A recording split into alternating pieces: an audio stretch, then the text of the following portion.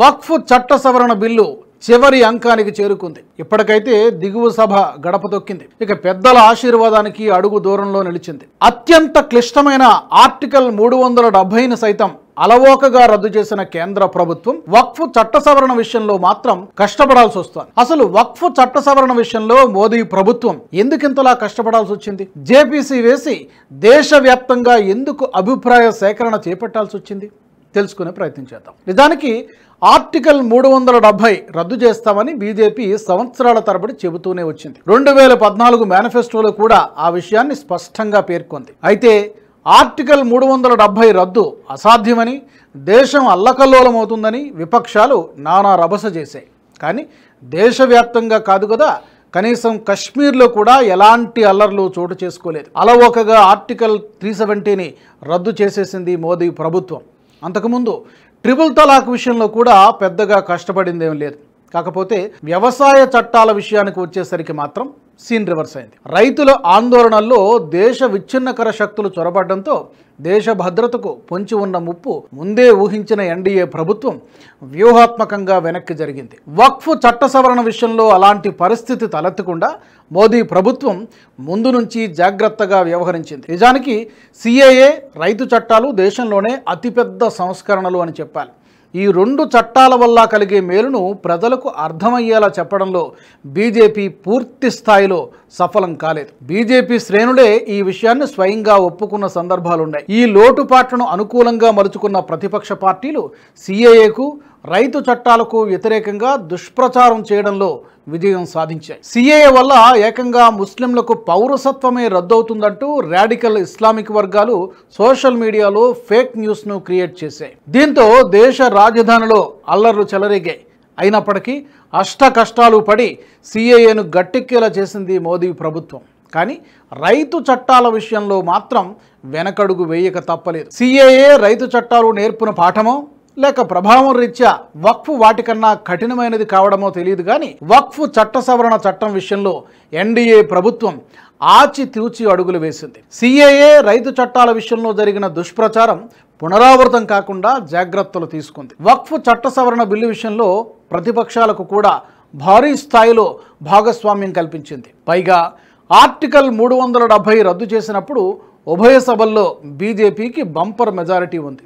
కానీ ఇప్పుడు ఆ పరిస్థితి లేదు. టీడీపీ, జేడీయూ లాంటి ఎన్డీఏ మిత్రులను కలుపుకుంటే తప్ప బిల్లులు గట్టెక్కలేని పరిస్థితి. అందుకే పరిస్థితులను బేరీజు వేసుకుంటూ జాగ్రత్తగా వ్యవహరించింది మోదీ ప్రభుత్వం. ప్రస్తుతం అమల్లో ఉన్న 1995 వక్ఫ్ చట్టాన్ని సవరణలు చేయడమే తాజా బిల్లు ముఖ్య ఉద్దేశం. ప్రస్తుత వక్ఫ్ చట్టంలోని లొసుగుల ఆధారంగా చేసుకుని అక్రమార్కులు భూ కబ్జాలకు పాల్పడుతున్నారు. చట్టంలోని సెక్షన్ 40ని దుర్వినియోగం చేస్తూ వక్ఫ్కు ఎలాంటి సంబంధం లేని భూముల్ని కూడా వక్ఫ్ భూములుగా క్లెయిమ్ చేసుకుంటున్న ఉదంతాలు పెరిగిపోయాయి. పైగా వక్ఫ్ ఆస్తులపై న్యాయ పర్యవేక్షణ లేకపోవడంతో బోర్డుల అధ్యక్షులకు, ముతవల్లీలకు ఆడిందే ఆట, పాడిందే పాట అన్నట్టు తయారైంది. దేశవ్యాప్తంగా వక్ఫ్ బోర్డుల అరాచకాలపై సంవత్సరాల తరబడి వస్తున్న ఫిర్యాదుల నేపథ్యంలో మోదీ ప్రభుత్వం వక్ఫ్ చట్ట సవరణకు శ్రీకారం చుట్టింది. అయితే చట్ట సవరణ బిల్లు గత ఏడాది ఆగస్టు 8న పార్లమెంటు గడప తొక్కగానే విపక్షాలు నానా రాద్ధాంతం చేశాయి. దీంతో వక్ఫ్ చట్ట సవరణ బిల్లుపై మోదీ ప్రభుత్వం జగదాంబికా పాల్ నేతృత్వంలో 21 మంది లోక్సభ సభ్యులు, 10 మంది రాజ్యసభ సభ్యులతో జాయింట్ పార్లమెంటరీ కమిటీని ఏర్పాటు చేసింది.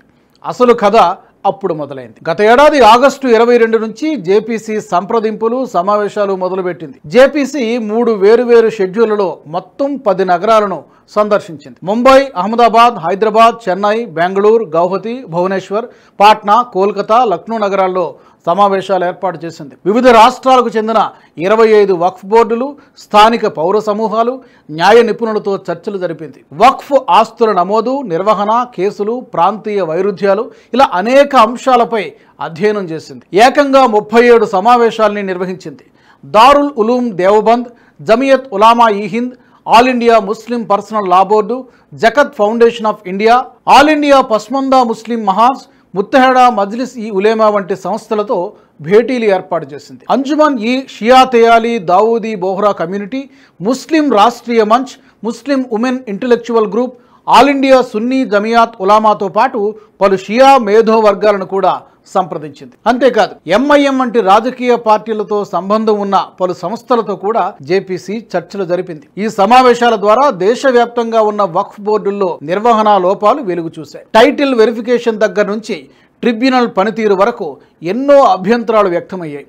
ముఖ్యంగా ప్రస్తుత వక్ఫ్ చట్టంలోని సెక్షన్ 40 తొలగింపు సహా అనేక అంశాలపై ఏకాభిప్రాయం కుదిరింది. మొత్తం గ్రామాన్నే వక్ఫ్ ఆస్తిగా పేర్కొనడం, రైతులు భూములు అమ్ముకోకుండా అడ్డుపడడం, విద్యాలయాలు, దేవాలయ భూముల్ని కూడా వక్ఫ్ వివాదాల్లోకి లాగడం వంటి దుష్పరిణామాలు జేపీసీ దృష్టికి వచ్చాయి. అయితే 30 రాష్ట్రాలు, కేంద్ర ప్రాంతాలకు గాను 8 రాష్ట్రాలు మాత్రమే జేపీసీతో డేటాను షేర్ చేసుకున్నాయి. ఈ 8 రాష్ట్రాల్లోనే సెక్షన్ 40 కింద 515 అక్రమాస్తులను గుర్తించారు. ఇక జనవరి 27న జేపీసీ చివరిదైన 37వ సమావేశంలో క్లాజుల వారీగా పరిశీలన పూర్తి చేసింది.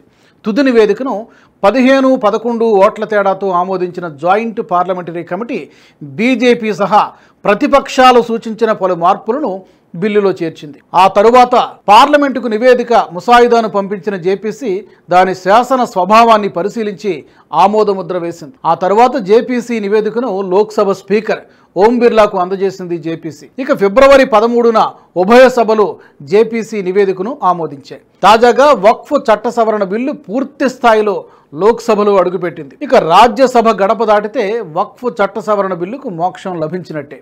అదే జరిగితే దశాబ్దాలుగా దేశాన్ని వేధిస్తున్న వక్ఫ్ అరాచకాలకు తెరపడుతుంది. ప్రస్తుతం మన దేశంలో దాదాపు 30 వక్ఫ్ బోర్డులు ఉన్నాయి. ఈ వక్ఫ్ బోర్డులు చేసే అరాచకాలు అన్ని ఇన్ని కావు. వక్ఫ్ చట్టాల ప్రకారం ఆస్తిని ఎవరికి అమ్మడం గానీ ఇతర ఉపయోగాల కోసం గానీ వాడకూడదు. ఈ వెసులుబాటు కారణంగా దేశంలోని భూములన్నీ కబ్జా చేయాలని చూస్తోంది వక్ఫ్ బోర్డు. ఆసేతు హిమాచలం హైందవ శక్తితో నిండిన భారతావనిలో మైనారిటీ గొడుగు కింద ఉన్న ముస్లింల వక్ఫ్ బోర్డు ఆస్తులు మెజారిటీ హిందువుల ట్రస్టులను మించిపోయాయి. భారత్లో వక్ఫ్ బోర్డు ఆస్తులు ఎంతో తెలిస్తే కళ్ళు బయలుగమ్ముతాయి. మన దేశంలో సాయుధ దళాలు, రైల్వేల తర్వాత ఎక్కువగా భూములున్నది వక్ఫ్ బోర్డులకే. ప్రపంచంలో అత్యధిక విస్తీర్ణంలో వక్ఫ్ భూమిని కలిగి ఉన్న దేశం కూడా భారతదేశమే. కశ్మీర్ నుంచి కన్యాకుమారి వరకు దేశంలోని ప్రతి రాష్ట్రంలోనూ వక్ఫ్ బోర్డుల కింద లక్షల ఎకరాల ఆస్తులున్నాయి. తమిళనాడు రాష్ట్రంలోని తిరుచురాపల్లిలో హిందూ జనాభా ఎక్కువగా ఉన్న 7 గ్రామాలను వక్ఫ్ బోర్డు తమ సొంత గ్రామాలుగా